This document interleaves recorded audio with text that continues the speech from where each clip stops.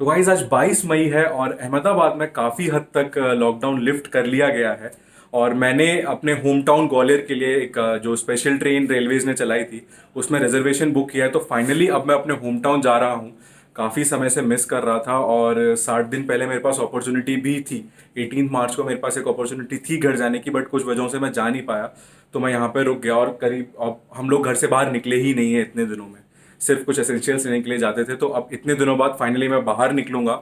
और जो special train थी अहमदाबाद से न्यू दिल्ली की, वो मैंने बुक करी हुई है। उसमें थर्ड एसी में मुझे रिजर्वेशन मिल गया।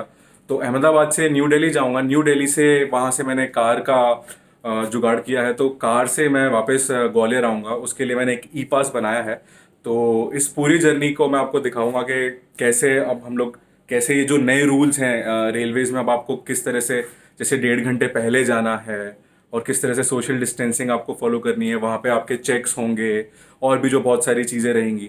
तो वो सारी चीज़ें हम देखेंगे। ये मेरे लिए भी फर्स्ट एक्सपीरियंस है। देखते हैं कि क्या होता है अब ये जो भी हमारे पेंडेमिक के साथ जो हम लोगों को जीना है, तो उसमें किस तरह से हम लोग अब ये चीज़ें करते हैं।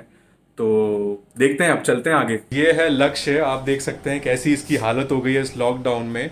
और फाइनली ये वर्क फ्रॉम होम से वर्क फ्रॉम होम टाउन करेगा। ये भी जा रहा है संडे को back to his home town Pali. तो लक्ष्य का भी रूट ऐसे ही है। उसको डायरेक्टली अहमदाबाद से पाली के लिए ट्रेन नहीं मिली है, तो वो भी अहमदाबाद से आबू रोड तक की स्पेशल ट्रेन में जाएगा। उसके बाद उसने कैब बुक करी है। तो लक्ष्य, कैसा लग रहा है आपको? आप फाइनली अब घर जा रहे हो। तो अच्छा लग रहा है घर जाके। हमको वापस सुकून और चैन मिलेगा, थोड़ा घर वालों से मिले हुए करीबन अप्रॉक्सीमेटली 6-7 मंथ्स हो चुके हैं। तो गाइस, जाने से पहले मैंने जो कुछ प्रिकॉशनरी मेजर्स लेने थे, तो उसके लिए मैंने ये कुछ अपना सामान लिया हुआ है। The first thing is the gloves. ये ग्लव्स आपको पहनना ज़रूरी है। वहाँ पे पता नहीं बहुत सारी चीज़ें होंगी जिससे आपके हाथ पे लग सकता है, और ये ज़रूरी है। और second thing is hand sanitiser. तो हैंड सैनिटाइज़र लेना काफ़ी इम्पॉर्टेंट है। और तीसरी चीज़ जो मैंने ली है, ये है सैनिटाइज़र स्प्रे। तो जब जैसे ही मैं वहाँ पे जाऊँगा, सीट्स जो होंगी उनको सैनिटाइज़र स्प्रे से एक बार स्प्रे करके अच्छे से साफ़ कर लूँगा, जिससे कि कुछ भी अगर हो तो वो हट जाए। एक प्रिकॉशनरी स्टेप है ये भी। तो ये सैनिटाइज़र स्प्रे काफ़ी इंपॉर्टेंट है, क्योंकि आप अपने लगेज पे भी इसको यूज़ कर सकते हैं। और इसका प्राइस आई थिंक 100 रुपीज़ का ये है सैनिटाइज़र स्प्रे। और आई थिंक 200 कितना ml है ये, 200 ml का है। तो आई थिंक इतना कॉस्टली नहीं है ये। आपको हो सकता, ये आपको प्रिवेंट कर लेगा। तो हैंड सैनिटाइज़र और सैनिटाइज़र स्प्रे, ये दो चीज़ें मैंने रखी हुई हैं। और तीसरी चीज़ है ये मास्क, ये N95 मास्क। ये बहुत इंपॉर्टेंट है, इसको पहनना बहुत ज़रूरी है। और ये अब गुजरात गवर्नमेंट ने ऐसा कर दिया है कि 65 रुपीज़ का इसका प्राइस फिक्स कर दिया है। इवन ये अमूल पार्लर्स पे भी मिल जाया करेगा। तो गाइस, वेस्ट अहमदाबाद में लॉकडाउन काफ़ी हद तक रिलीव कर दिया गया है। अभी भी यहाँ पर टोटल 12,000 केस हैं, जिसमें से 7,000 एक्टिव हैं। बट गवर्नमेंट का, मैं कहना चाहूँगा, बहुत ही बोल्ड स्टेप है कि उन्होंने इकोनॉमी रन करने के लिए काफ़ी लॉकडाउन लिफ्ट कर लिया है। अभी भी हम लॉकडाउन 4.0 में हैं, बट फिर भी काफ़ी सारे रूल्स इन्होंने रिलैक्स कर दिए हैं। जैसे कि ओला कैब्स अब बुक हो पा रही हैं। मैं यहाँ से रेलवे स्टेशन के लिए ओला कैब बुक कर सकता हूँ। और प्रॉपर सोशल डिस्टेंसिंग के साथ काफ़ी सारी शॉप्स अब खुल गई हैं। तो इसकी वजह से ही अब मैं फाइनली यहाँ से निकल पाऊंगा अहमदाबाद से।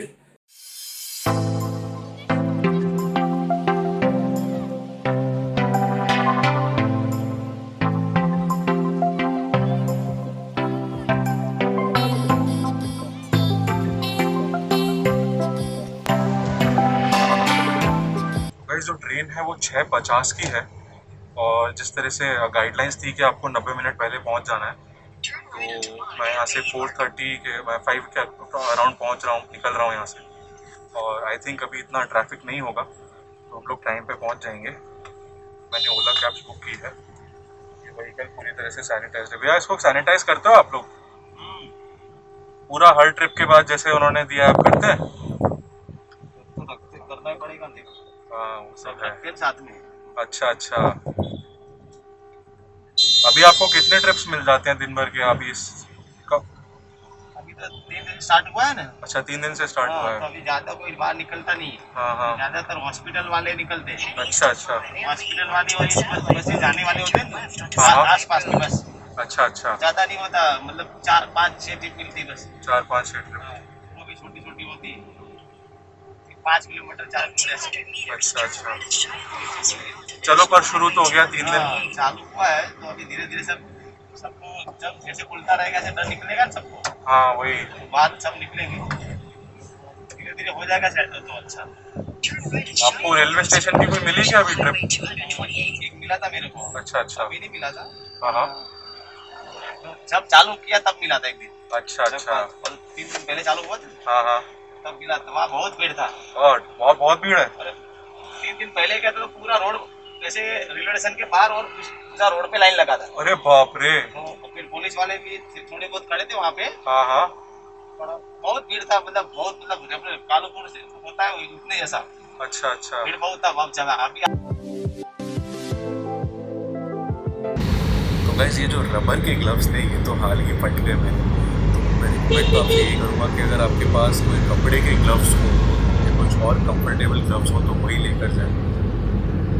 तो फाइनली गाइस हम लोग साबरमती रेलवे स्टेशन पहुंच गए। अहमदाबाद के मेन स्टेशन पे सब कुछ बंद था। उन्होंने साबरमती स्टेशन जो उनका सेकेंडरी स्टेशन है वहाँ से सारी ट्रेन स्टार्ट रखी थी और इस समय तो पूरा खाली था। हमारी किस्मत अच्छी थी कि श्रमिक एक्सप्रेस का ये टाइम नहीं था।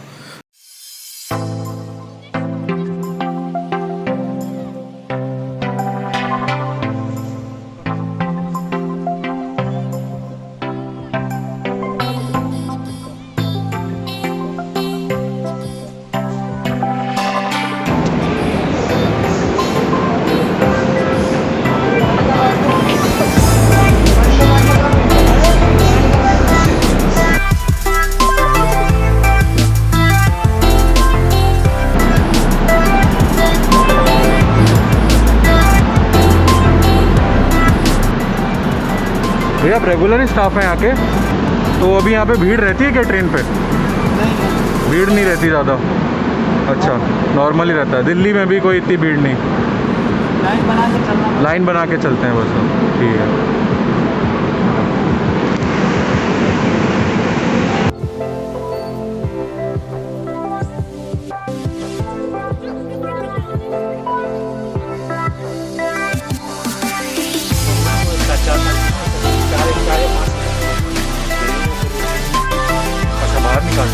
और ये है हमारे एज यूजुअल ट्रेन वाले कंप्लेंट करते हुए अंकल। पिन निकाल दिया। और इन बेचारे अंकल ने 250 रुपये एक्स्ट्रा ले लिए टिकट बुक करने के लिए।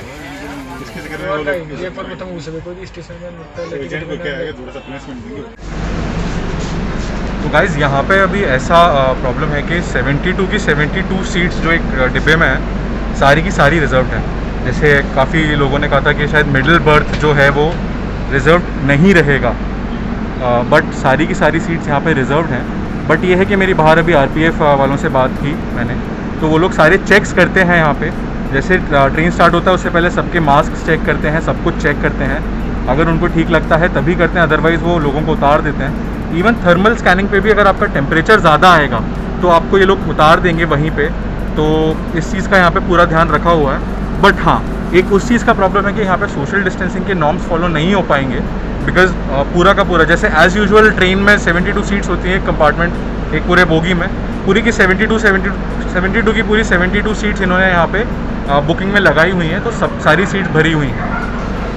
ट्रेन में आपको टी बैग वाली चाय, पैक्ड वाटर बॉटल और जो पैक्ड ईटेबल फूड्स आते हैं जैसे चिप्स और नमकीन वो मिल जाएंगे। और हमारे टीसी अंकल का स्वैग अभी भी बरकरार है। अनिक मंसूरी, दिनेश कुमार, साक्षी।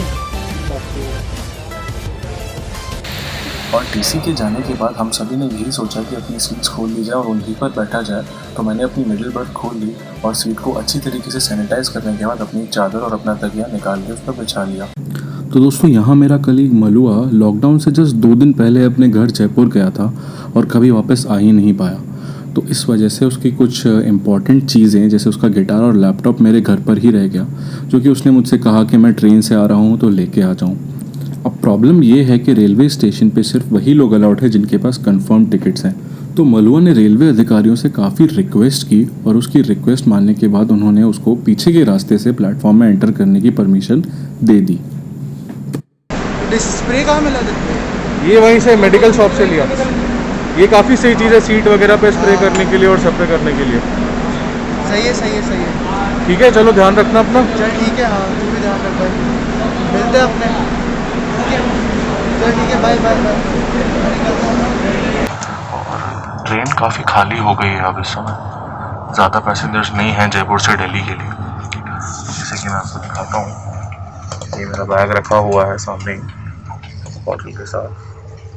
तो एक चीज़ मैं जो आपको बताना चाहूँगा कि जहाँ पे भी थर्ड एसी और पैसेंजर ट्रेन, जहाँ पे भी जो 3 बर्थ वाला सिस्टम है, वहाँ पे सोशल डिस्टेंसिंग फॉलो करना ऑलमोस्ट इम्पॉसिबल है। अभी तक कोई सिम्टोमेटिक तो नहीं था, किसी ने कोई खांसने छींकने ऐसी कोई एक्टिविटी नहीं करी, but still it is risky. तो मैं आपको यही रिकमेंड करूँगा कि अगर कोई नेसेसिटी नहीं है तो आप ट्रैवल मत कीजिए अभी भी। और अगर आपकी सिर्फ नेसेसिटी है, जैसे कि मुझे अपने होम टाउन जाना है, मैं अहमदाबाद में फंसा हुआ था, तो भी आप ट्रैवल कीजिए। और कोशिश कीजिए अगर आप सेकेंड एसी बुक कर सके, क्योंकि वहाँ पे आपको सोशल डिस्टेंसिंग आप फॉलो कर सकते हैं, क्योंकि 2 ही बर्थ रहती हैं पैसेंजर्स। और थर्ड एसी में 3 बर्थ होती हैं एक कंपार्टमेंट में, तो काफ़ी मुश्किल हो जाता है वो। कि बहुत ज़्यादा अवेयरनेस अभी भी मुझे दिख नहीं रही है।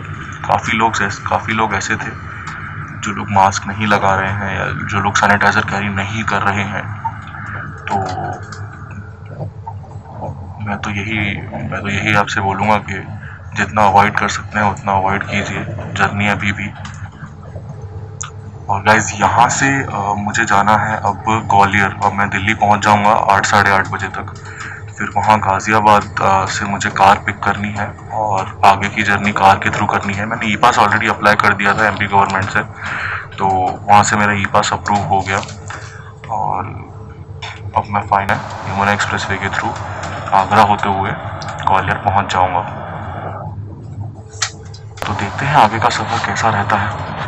अभी तक तो कोई परेशानियों का सामना मुझे नहीं करना पड़ा है, बहुत ही शांत ट्रिप हुई है। देखते हैं आगे क्या हो रहता है।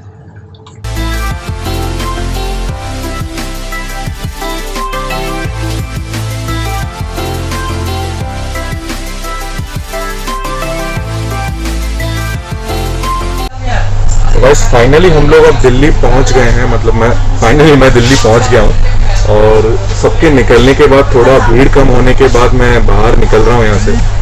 तो मेरा एक फ्रेंड आ रहा था मुझे लेने, बट उसको गुड़गांव बॉर्डर पे, स्टेट बॉर्डर पे आई थिंक रोक लिया है। तो एक ही ऑप्शन बचता है मेरे पास, मुझे कैब से जाना पड़ेगा आनंद विहार। वहाँ पे कार है जो मुझे पिक करनी होगी। तो देखते हैं फिर बाहर। अभी ओला कैब तो मिल रही है जो बुकिंग कैंसिल कर चुका है मेरी, तो एक और ट्राई करता हूँ बुक करने का, देखता हूँ। बट इस ट्रेन से निकलने से पहले मैं अपना बुकिंग अरेंजमेंट देख लूँगा और तब तक इसी ट्रेन में रुकूंगा। देखते हैं।